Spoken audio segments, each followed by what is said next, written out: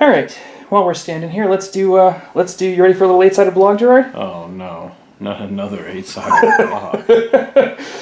We're gonna do one a week while we're sitting here because it's the opportunity we get to sit here. And boy, that actually does look pretty good. This is Gerard's makeup. This is Gerard's "I Live in a Space Capsule" makeup, ladies and gentlemen. He did it himself. With help from Tenny. And also help from somebody else whose name I don't know, but who you know. Allison McGillicuddy, who is a movie makeup artist working on movies and commercials and the like. And I called her up for some advice over the Skype, and she taught me how to put it on. So thank you, Allison.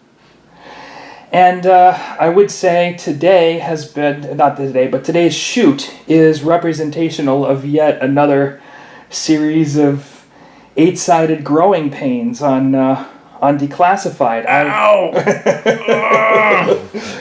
I'm happy to report that I now know how to use Adobe After Effects. That was not true. You know how to use Adobe After Effects. I'm very good at Adobe After Effects. And we just lost any possibility of an Adobe sponsorship. You know you want to sponsor us, Adobe. You know that the cool thing is what the kids like is making fun of yourself. Yeah. Right? You know this. You're not that uncool. I know you are. Yeah. You want it. Yeah.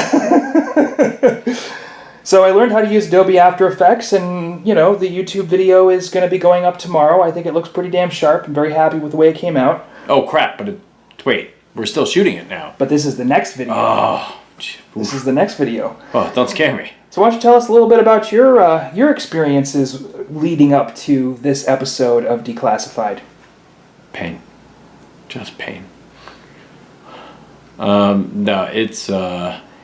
this is a very different episode in the fact that in the first one I was kind of putting out a lot of statistics, which is kind of easier to speak in that sort of pilot speak cadence and feel a little bit more relaxed, as much work as that took to learn. But in this episode, we're dealing with an emergency. I won't spoil too much of it, but it's definitely not just repeating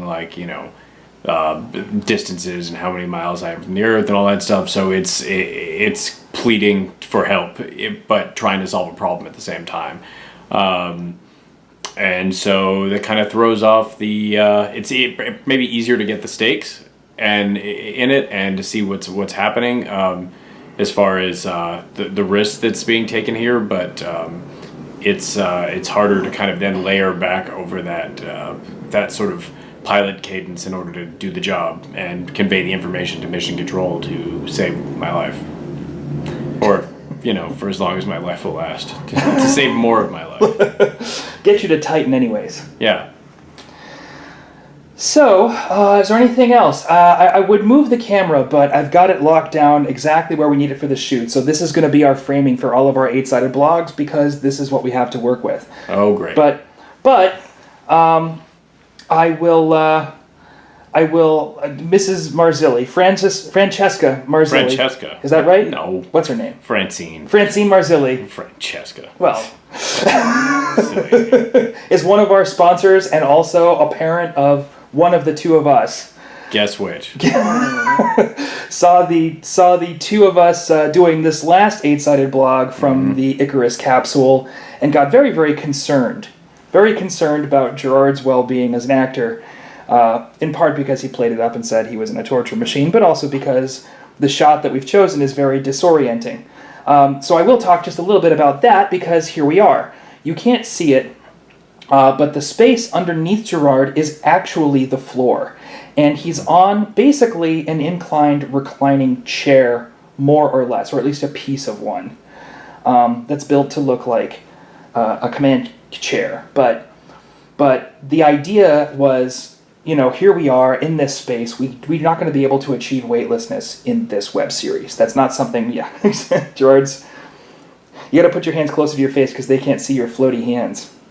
There, now that one hand, you got to go up, there. That one hand is in the, That's we're not going to get weightlessness for you. I tried. Yep. But we can create, at the very least, a sense of disorientation in the performance that gives people a sense that the actor is doing something that people don't usually do. And that's sort of a visual cue that not everything is normal. He's more reliant on the chair than he otherwise would be to keep him stable and keep him safe. And essentially, the camera is just above Gerard's head and a little sort of in front of him so that it's looking down on top of him, as you can see.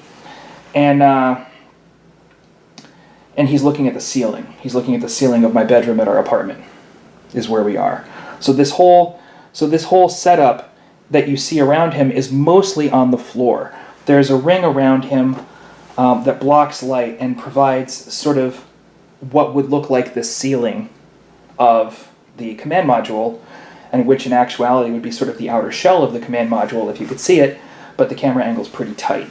And there's a couple things that are hanging on that to give it a sense of space. But in the end, what we needed it to look like was nice and crowded. We needed it to be safe for the actor. And what's safer than putting a person on the ground? I don't know. So I figured, let's start on the ground.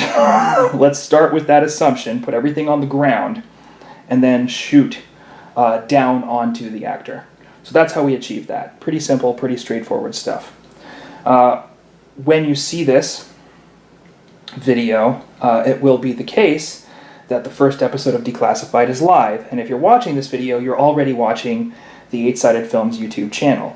So all you have to do is go to our front page, youtube.com/8sidedfilms, and watch the first episode of Declassified to see the fruits of our labors. I think you guys are going to enjoy this show. I think it's going to be a good show. Any closing thoughts? You really should watch the first episode, because if you don't, you won't understand what's going on in the second episode. And if you find yourself on the last episode, you're going to want to go back and watch all of the episodes once it's out there before you watch the last episode. So those thoughts. Also, if you like what you're seeing, either on Declassified or on this 8-Sided blog, give us a subscribe. Gerard, raise your right hand. Raise it all the way up and point up. Yeah, kind of up, but not up at me, up at the top of the screen. Yeah, that's where the subscribe button is. He got it. Oh, yeah, there it is. Oh, yeah. Give us a thumbs up right over in that same corner.